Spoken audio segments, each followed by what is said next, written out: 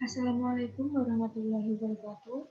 Perkenalkan, nama saya Nurita Kusuma Devi dari Fakultas Ilmu Keperawatan Prodi S1 Keperawatan kelas C Universitas Islam Sultan Agung Semarang.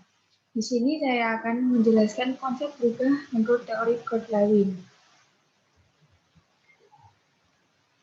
Konsep berubah. Perubahan merupakan suatu proses di mana terjadinya peralihan atau perpindahan dari status tetap atau statis menjadi status yang bersifat dinamis. Artinya dapat menyesuaikan diri dengan lingkungan yang ada. Pengertian konsep berubah menurut para ahli ada dua, yaitu yang pertama menurut Atkinson pada tahun 1987, yaitu berubah merupakan kegiatan atau proses yang membuat sesuatu atau seseorang berbeda dengan keadaan sebelumnya.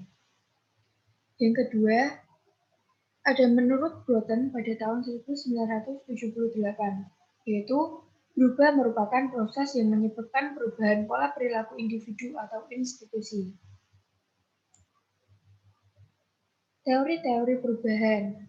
Ada 4 teori, yaitu teori Kurt Lewin pada tahun 1951, yang kedua teori Rogers pada tahun 1962, yang ketiga ada teori Lipid pada tahun 1973, dan yang keempat ada teori Spratly. Di sini saya akan menjelaskan teori Kurt Lewin. Dalam teori Kurt Lewin ini ada beberapa tahapan, yaitu yang pertama tahap pencairan atau unrefreshing, di mana seseorang yang mau mengadakan proses perubahan harus memiliki motivasi yang kuat untuk berubah, menyiapkan diri, siap untuk berubah, atau melakukan adanya perubahan. Yang kedua ada tahap bergerak atau moving.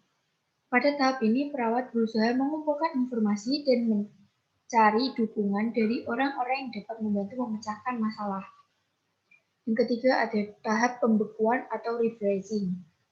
Setelah memiliki dukungan dan alternatif pemecahan masalah, perubahan diintegrasikan dan distabilkan sebagai bagian dari sistem nilai yang dianggap.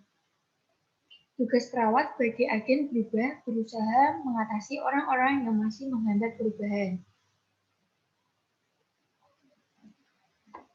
Kemudian, dalam teori Kurt Lewin ini terdapat perubahan yang mencakup 3 tahap, yaitu yang pertama tahap pencairan atau unfreezing, ada kesiapan untuk berubah dan pendorong lebih besar dari penghambat.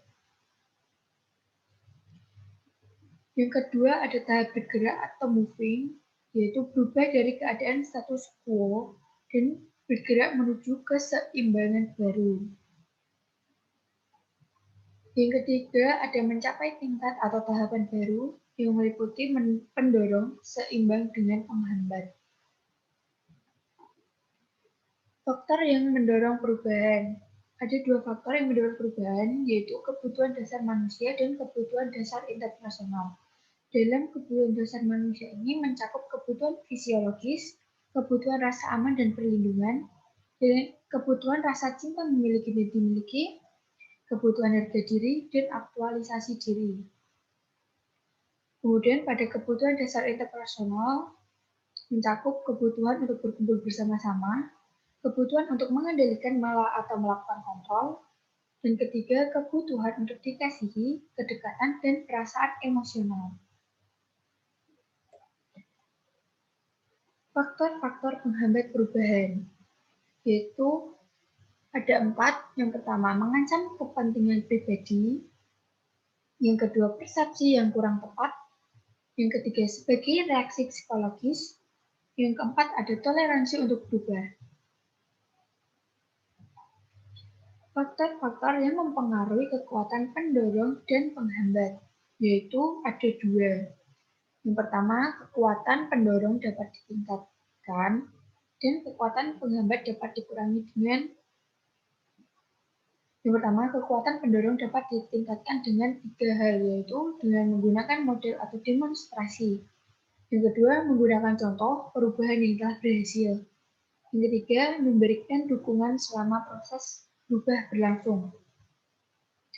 Kemudian, kekuatan penghambat dapat dikurangi dengan yang pertama, menggunakan forum diskusi terbuka. Yang kedua, dengan menyediakan informasi yang diperlukan. Dan yang ketiga, menggunakan pendekatan pemecahan masalah. Sekian presentasi dari saya. Jika ada kekurangan, saya mohon maaf. Wassalamualaikum warahmatullahi wabarakatuh.